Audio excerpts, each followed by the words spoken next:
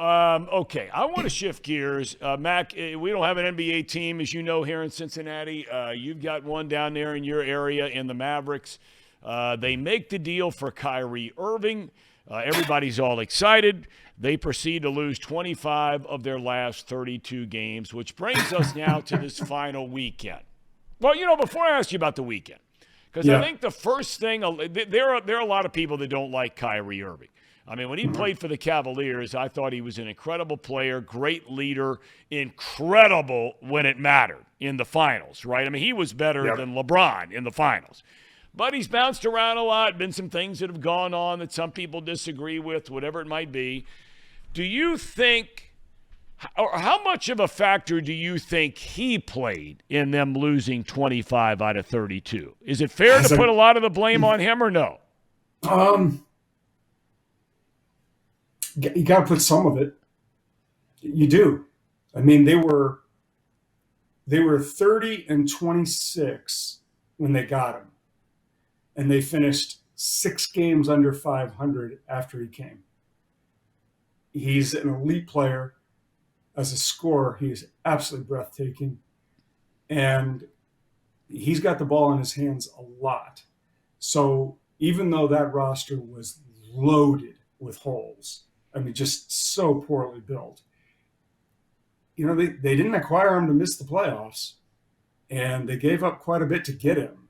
So I think, in fairness to that team, he has to shoulder some of it.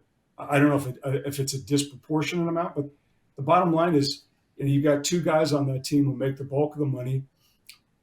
There's only 5 guys on the floor at the same time, and those 2 guys should share some of that responsibility for what is by far and away the most disappointing season by any NBA team in this year. There's no question about it. They are. So he has to shoulder some of it. All of it? No. Some of it? Heck yeah. And I'm with you. I loved watching him play in Cleveland. He's a fun player to watch. But as you know more than I do, if a team trades you and Brooklyn traded him, or if a team says, go beat great someplace else, there's a reason.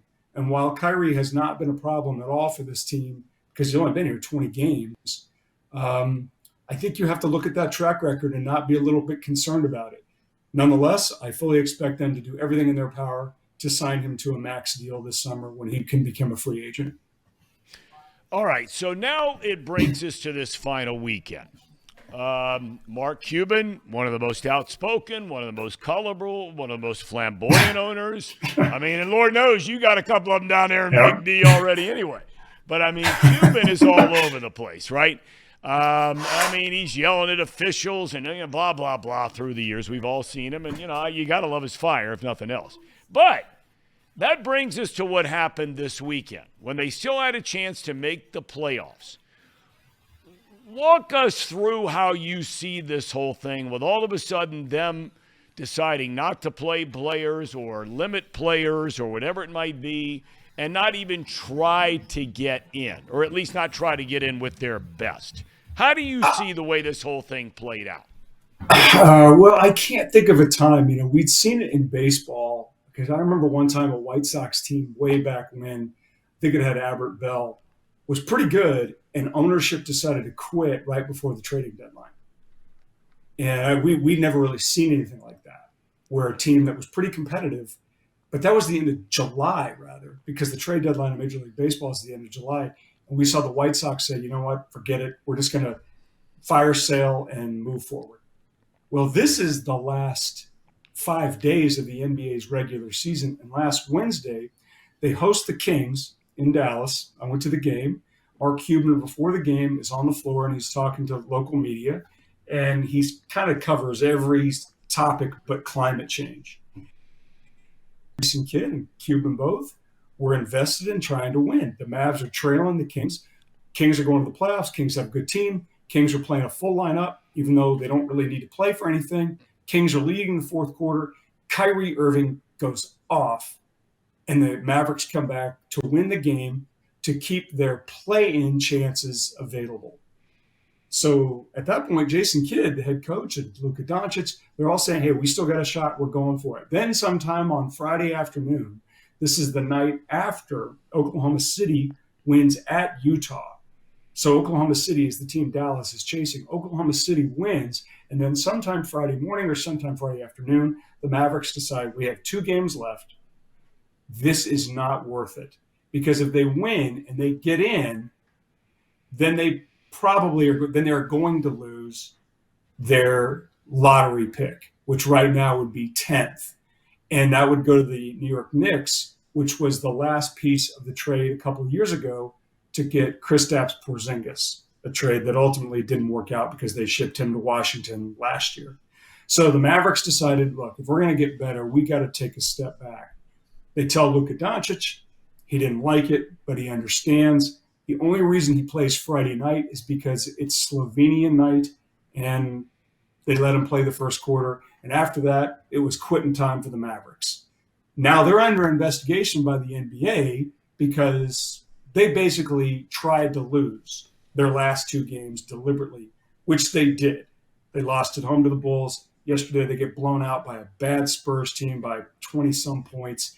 And now the Mavericks are going to get the lottery pick that they feel like they need. Kyrie Irving's a free agent. The roster's loaded with holes. A whole bunch of guys aren't coming back. But the bottom line is this. Their panic trade, which is what it was, they panicked for Kyrie Irving. It didn't work out. Now they've decided the only way we're going to really make a step forward is if we sort of maybe get a great player in the draft and we can move forward that way. And again, I said it earlier, there is no more disappointing team this season than the Dallas Mavericks. You've got two NBA All-Stars, and you missed the playoffs, including one of whom is an all-world generational talent, and they're going to be home beginning today. That's a disaster. All right, but last thing I want to ask you, though, Mac, is, look, I don't know Mark Cuban. I mean, he's been extraordinarily successful. There's no question about that.